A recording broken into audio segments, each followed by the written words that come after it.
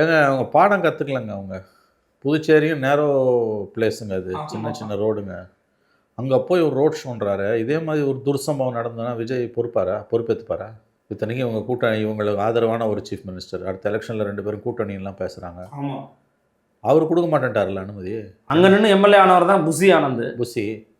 நீங்கள் மெட்ராஸ் ஹைகோர்ட்டு தான் ஜூரிஸ்டிக்ஷன் அதுக்கும் புதுச்சேரிக்கும். தமிழ்நாடு கவர்மெண்ட் வந்து நாங்கள் ரோட் ஷோக்கு அனுமதி இல்லைன்னு ஹைகோர்ட்டில் சொல்லிடுச்சு.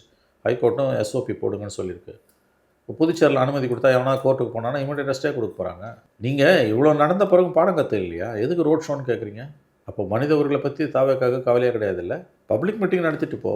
அது என்ன வந்து உனக்கு வந்து ரோட் ஷோ? ரோட் ஷோ ரொம்ப நேரம் போகலாம், கொஞ்ச நேரம் தான் பேசக்கூடாதுங்க. ரோட் ஷோவில் பேசக்கூடாது. தமிழ்நாடு கவர்மெண்ட் பண்ண பெரிய தப்பு, தமிழ்நாடு போலீஸ் பண்ண தப்பு. ரோட் ஷோவில் பேச அனுமதிச்சது. மோடி ரோட் ஷோ தான் போவார், பேச மாட்டார். கரெக்ட். ரோட் ஷோ வந்து பேசுறது கிடையாது. அதுக்கு நீ பப்ளிக் மீட்டிங் போடணும். எல்லாமே தப்பாக நடந்து 40 உயிர் 41 பேர் செத்து போய். ஆகவே இது ரொம்ப எப்படி சொல்கிறது, இது விஜய் தவறுகளிலிருந்து பாடம் கற்கவில்லை.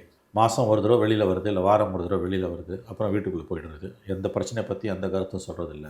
நியோமேட்டின் ஹேர் க்ரோத் லோஷன். இது சாதாரணமான ஹேர் ஆயிலை விட பல மடங்கு வேகமா ஊடுருவி முடி கொட்டுறது, அடர்த்தியின்மை, சிறுவயது வழுக்கை போன்ற பிரச்சனைகளை தடுத்து முடி அடர்த்தியா வளர உதவுது.